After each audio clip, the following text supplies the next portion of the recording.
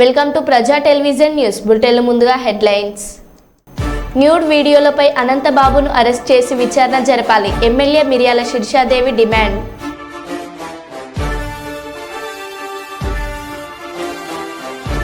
Warangal తూర్పులో BJP నుండి BRS పార్టీలోకి చేరికలు.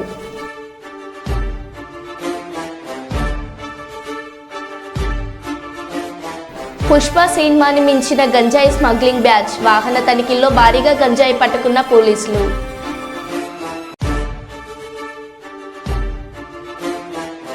తిరుపతి స్విమ్స్ హాస్పిటల్ వద్ద రోగుల పడిగాపులు.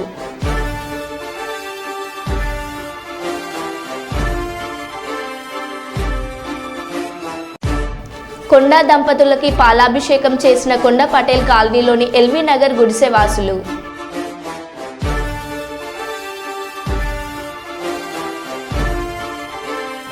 రాష్ట్ర వ్యాప్తంగా చెరువుల ఆక్రమణపై సమాచారం ఇవ్వండి, మంత్రి పొన్నం ప్రభాకర్.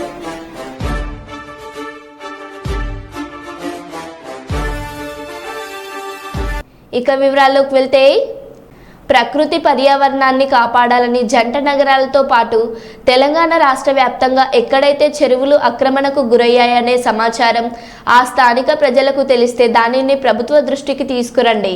రాష్ట్ర వ్యాప్తంగా చెరువుల పరిరక్షణకు స్వచ్ఛంద సంస్థలు ముందుకు రావాలి. ఎంత పెద్దవాళ్ళు ఉన్నా చెరువులు కుంటలు ఆక్రమణకు గురైతే అక్కడ సంబంధిత అధికారులు వచ్చి చర్యలు తీసుకుంటారు. పర్యావరణాన్ని కాపాడాలని జంట నగరాలతో పాటుగా తెలంగాణ రాష్ట్ర వ్యాప్తంగా ఎక్కడైతే చెరువులు ఆక్రమణకు గురైన సమాచారం ఆ స్థానిక ప్రజలకు తెలిస్తే చాలు, దాన్ని ప్రభుత్వం దృష్టికి తీసుకురండి. ఎంత పెద్దవాళ్ళు ఉన్నా చెరువు ఆక్రమణకు గురి అయిందంటే అక్కడ సంబంధిత అధికారులు వచ్చి తగిన చర్యలు తీసుకుంటారు. ఈరోజు సమాజంలో మన బాధ్యతగా మనం భవిష్యత్తు తరానికి ఇచ్చేటువంటి వరం ఇది. మీ ప్రాంతంలో మీకు ఎక్కడ ఆర్టీఐ ద్వారా తీసుకున్నా, పూర్వీకుల దగ్గర నుంచి వచ్చేటువంటి వారసత్వంలో చెరువులు ఎక్కడెక్కడ ఉండనో తెలుసుకొని అవి ఆక్రమణకు గురైతే ఎంత పెద్దవాళ్ళైనా సరే, ఏ పార్టీ వాళ్ళైనా సరే ఆ సమాచారాన్ని ప్రభుత్వానికి ఫిర్యాదు రూపంలో చేయండి. ముఖ్యంగా హైదరాబాద్ ఇన్ఛార్జ్ మంత్రిగా జరుగుతున్నటువంటి చెరువుల పరిరక్షణకు జరుగుతున్నటువంటి ఒక కార్యక్రమంలో హైదరాబాద్ జంట నగరాల ప్రజలు, రంగారెడ్డి ప్రజలు ప్రకృతిని, భవిష్యత్ తరాన్ని, చెరువులను కాపాడుకొని ఒక వ్యవస్థను కాపాడుకోవడం జరిగే ఈ యొక్క ప్రక్రియలో స్వచ్ఛందంగా మీ ప్రాంతంలో చెరువులను రక్షించుకోవడానికి తరలి రావాల్సిందే ఈ సందర్భంగా కోరుతాను. ప్రభుత్వం ఎవరి మీద కక్షపూరితంగా లేదా వ్యక్తిగతంగా ఉద్దేశపూర్వకంగా ఇందులో వ్యక్తుల మీద, పార్టీల మీద జరుపుతున్నటువంటి పోరాటం కాదు ఇది. ఒక ప్రభుత్వం ఒక పరివర్తన తేవాలనుకున్నప్పుడు కొద్దిగా కష్టమైన, నష్టమైన ఇది తప్పది.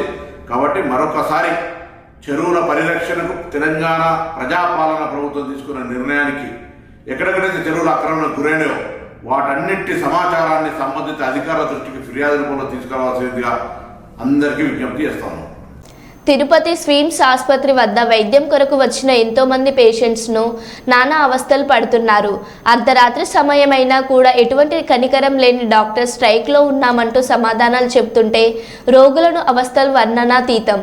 ఎంతో మళ్ళీ వృద్ధులు, చిన్నపిల్లలు వైద్యం కొరకు ఆశగా ఎదురు చూస్తూ గంటలు గడుస్తున్నా కూడా ఎటువంటి వైద్యం అందక పట్టించుకునే నాదుడు లేక ఎంతో మంది ఇబ్బందులకు గురవుతున్నారు.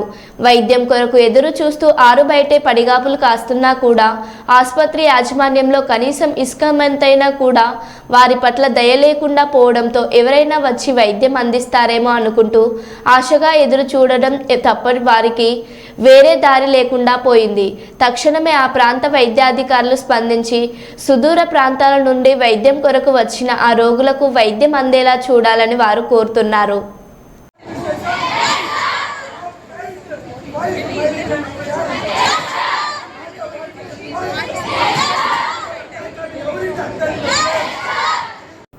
అల్లూరు జిల్లా చింతూరు పరిధిలోని మోతగూడెం పోలీస్ స్టేషన్లో భారీగా గంజాయి పట్టివేత.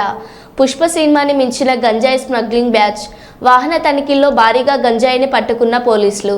సుమారు 17,60,000 విలువ గల 350 కేజీల గంజాయితో పాటు 100 గ్రాముల లిక్విడ్ గంజాయి స్వాధీనం.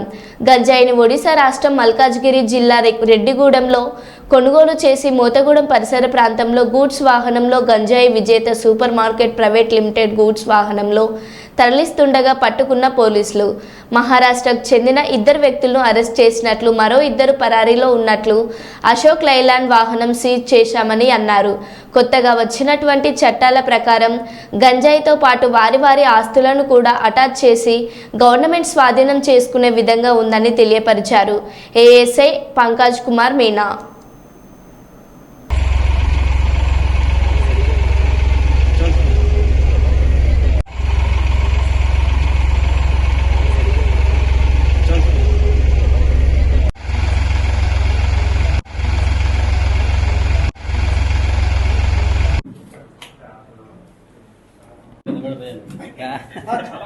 జస్ట్ టచ్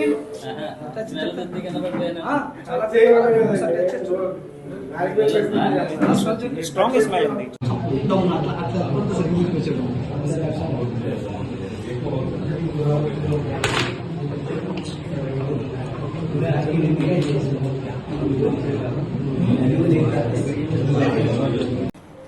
రాష్ట్ర ప్రభుత్వంకి 100 days action plan for ganja eradication భాగంగా జిల్లా ఎస్పీ శ్రీ అమిత్ బర్దార్ గారి గైడెన్స్లో నిన్న రాత్రి ముందస్తు సమాచారం పైన మోతుగూడెం పోలీస్ స్టేషన్ ఎదురుగా పోలీస్ చెక్ పోస్ట్ వద్ద వెహికల్ చెకింగ్ చేస్తూ ఉండగా ఒక వెహికల్లో గాంజా దొరికింది. ఈ గాంజా క్వాంటిటీ 350 kg ఉంది. అంటే ఈ చిన్న బాటిల్లో లిక్విడ్ గాంజా కూడా ఉంది. So weight is around 100 grams ఉంది. వీటి టోటల్ వాల్యూ అరౌండ్ 17,60,000 ఉంది. ఈ గాంజాని రెడ్డి కురుమనూరు ఒడిశా దగ్గర పర్చేజ్ చేసి మోతుగూడెం అవుట్ ఇస్కస్లో లోడ్ చేసి లాతూర్కి తీసుకువెళ్తూ ఉండగా పట్టుకున్నాము. ఇద్దరుని అరెస్ట్ చేశాము. ఈ పేరు అన్సార్ అలీ, లాతూర్ మహారాష్ట్ర. ఇంకా యూనుస్, అతను కూడా లాతూర్ మహారాష్ట్ర నుంచి ఉన్నాడు. ఇంకా ఈ కేసులో 2 కూడా ఉన్నారు, కానీ పరారీలో ఉన్నారు. రెడ్డి కుర్మనూరు ఒడిశా, ఇంకా సంతోష్ భూమ్ మహారాష్ట్ర నుంచి ఉన్నాడు. వీరిని కూడా పట్టుకున్నాము. ఈ గవర్నమెంట్ 100 డేస్ యాక్షన్ ప్లాన్లో భాగంగా ఫ్రమ్ జూన్ 1 నుంచి మేము 16 కేసెస్ రిజిస్టర్ చేశాము. ఈ కేసెస్లో అరెస్టెడ్ పర్సన్ 43 ఉన్నారు. సీజ్ గాంజా క్వాంటిటీ 1670 kg ఉంది. అండ్ టోటల్ వెహికల్ మేము 23 సీజ్ చేశాము. అబ్స్కాండింగ్ అక్యూజ్ కూడా 23 ఉన్నారు. వాడిని కూడా తొందరగా అరెస్ట్ చేస్తున్నాం.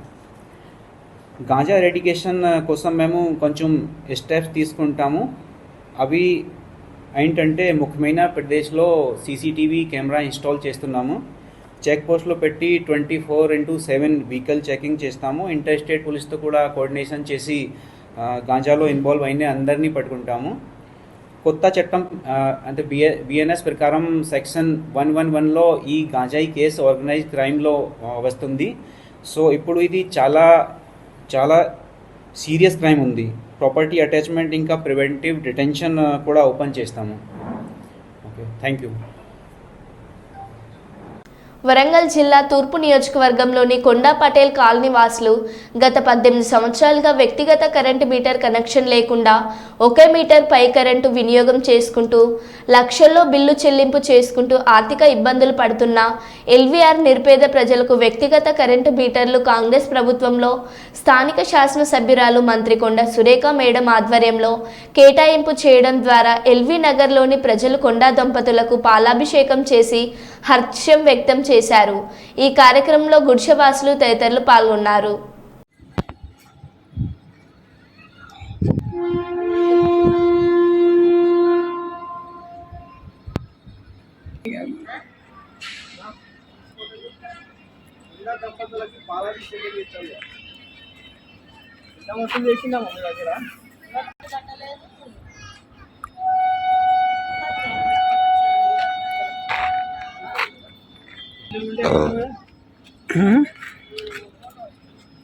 మీ బిల్ ఎంతలో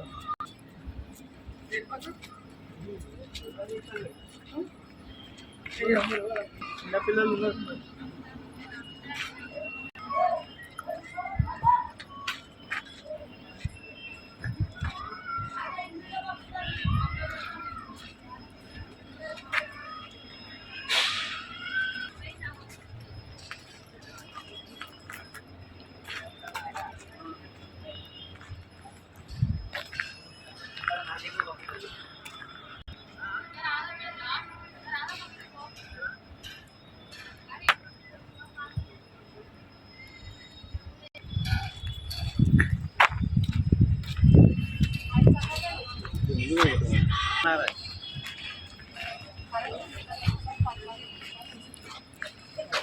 4 లక్షల వరకే పెండింగ్ ఉంది బిల్లు. తొందరగా రమ్మని వచ్చిందని చెప్పు. ఒకసారి మీటర్లు కూడా తీసుకోండి అమ్మా.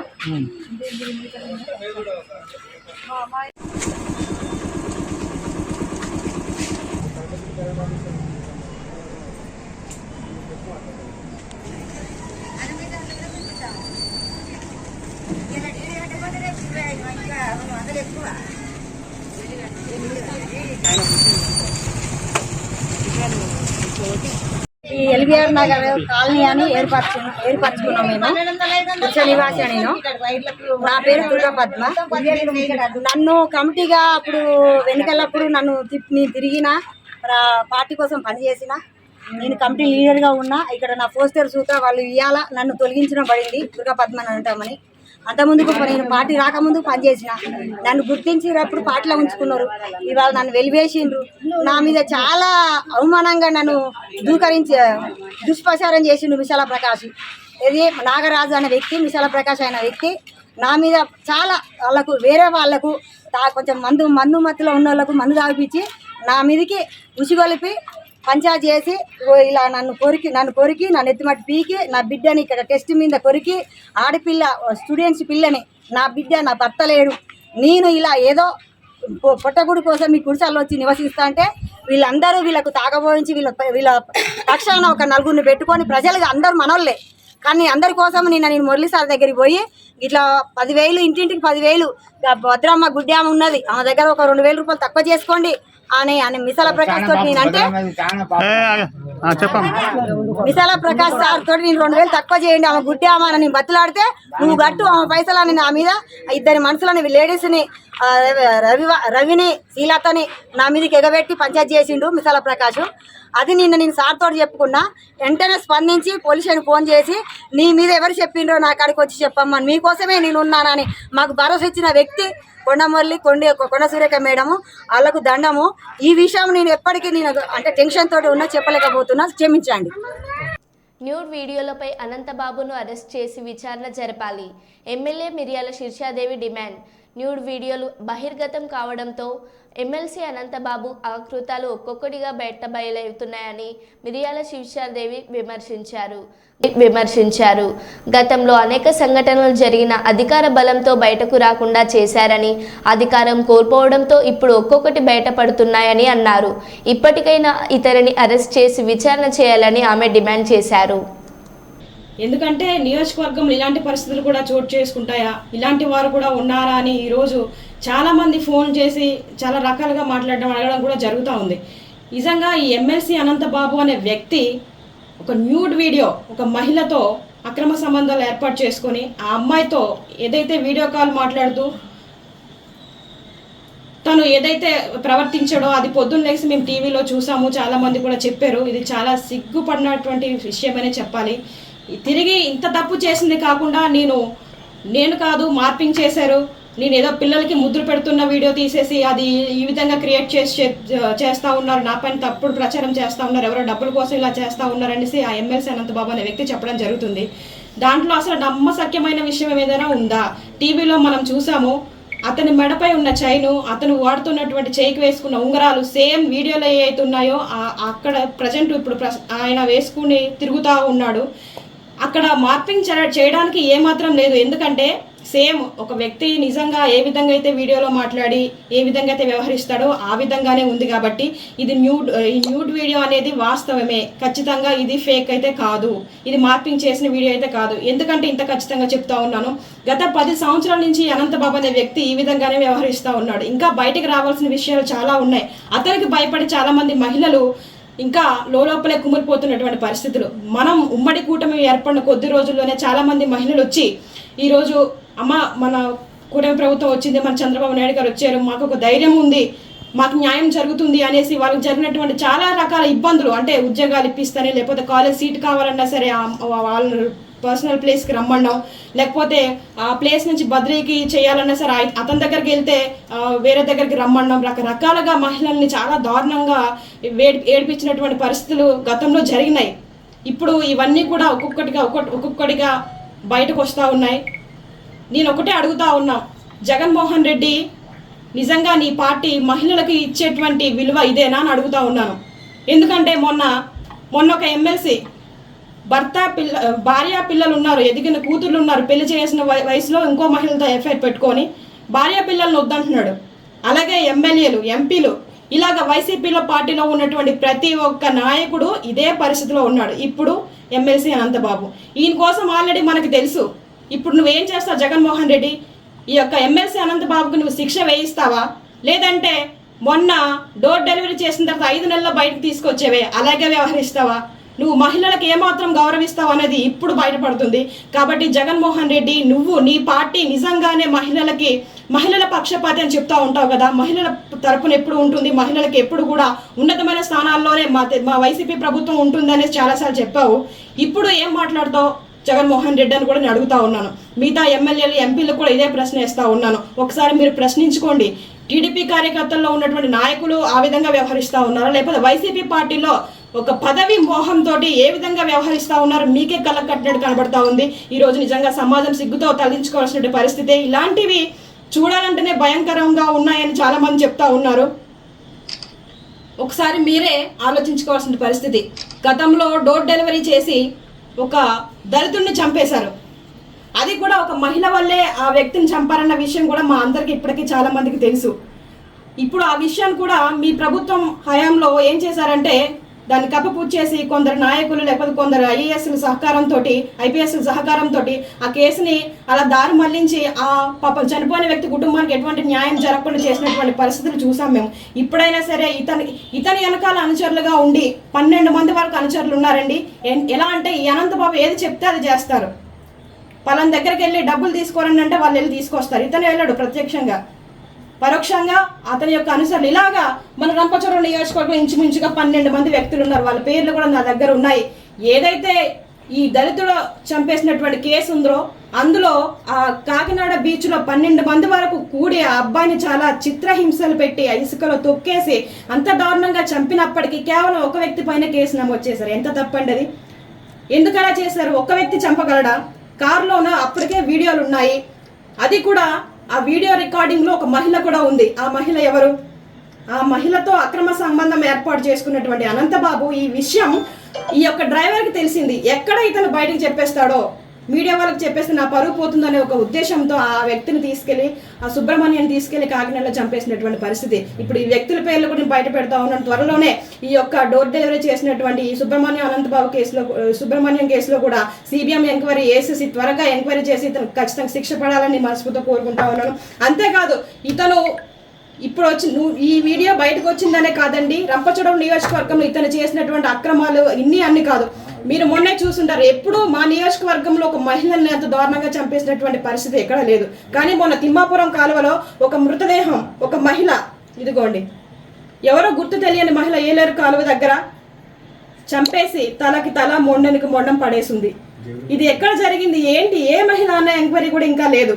ఇలాంటి పరిస్థితులు జరుగుతూ ఉన్నాయి. ఏమో మాకైతే ఒక డౌట్ వేస్తుంది, ఈ అమ్మాయి కూడా ఒకవేళ అనంతబాబు బాధితురాలేమో, అతను చెప్పిన మాట ఇల్లేదనేసి ఈ అమ్మాయిని కూడా చంపేశారేమో.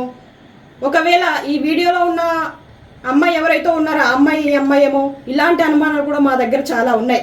ఒకవేళ ఇతను ప్రత్యక్షంగా కాకపోయినా అతను అనుచరులు ఉన్నటువంటి 12 మందిలో ఎవరైనా చేశారేమో. ఎందుకంటే బెదిరింపులకు పాల్పడేది ఆ వెనకాల ఉన్నటువంటి అనుచరులే. ఎలా అంటే ఇక్కడ అక్రమంగా కలప రవాణా చేయడం, రంగురాల వ్యాపారం, మైనింగ్, రకరకాల వ్యాపారాలు చేస్తూ ఇక్కడ ఏజెన్సీ ప్రాంతంలో 10 సంవత్సరాల నుంచి దోచుకున్నటువంటి వ్యక్తి అనంతబాబు అనే వ్యక్తి. ఇంత అరాచక పాలన కొనసాగించాడు. అంతేకాదు డమ్మి మహిళలను పెట్టుకొని రాజకీయ ఒత్తిడులు తీసుకొచ్చి అదే ప్రభుత్వ ఉద్యోగుల మీద, ప్రతి ఒక్కరి మీద కూడా నానా రకాలుగా ఇబ్బందులు గురి చేసినటువంటి నీచపు వ్యక్తిత్వం కలిగిన వ్యక్తి ఎవరైనా ఉన్నారంటే ఈ ఎమ్మెల్సీ అనంతబాబు వ్యక్తే. కాబట్టి నేను ఒకటే కోరుకుంటా ఉన్నాను మీడియా సముఖంగా, ఇలాగా ఎవరైతే మహిళల్ని టార్గెట్ చేసి మ్యానిపులేట్. వరంగల్ తూర్పు బీఆర్ఎస్ పార్టీలో ఇతర పార్టీలో నుండి ఎవరు వచ్చినా కార్యకర్తల అనుమతితోనే ఈ చేరికల కార్యక్రమం చేస్తున్నాను. రామారావు మంచితనం చూసే వారి డివిజన్ కార్యకర్తల ఇష్టపూర్వకంగానే పార్టీలో చేర్పించుకుంటున్నాము. రామారావును కడుపులో పెట్టుకుని సరైన గౌరవం ఇచ్చి కాపాడుకునే బాధ్యత నాది. వరంగల్ తూర్పు బీసీల నియోజకవర్గం. అలాంటి బీసీ నియోజకవర్గంలో బీసీలకు అన్యాయం చేయాలని చూస్తే ఊరుకోము. మీరు లోపోయకారం చేసుకొని చేస్తున్న ఈ కుళ్ళు కుట్రలు కుతంత్రాలతో మా పేదరికాన్ని అడ్డు పెట్టుకొని మీరు మా బీసీలపై చేస్తున్న పెత్తనాలను చూస్తూ ఊరుకోమని హెచ్చరించారు.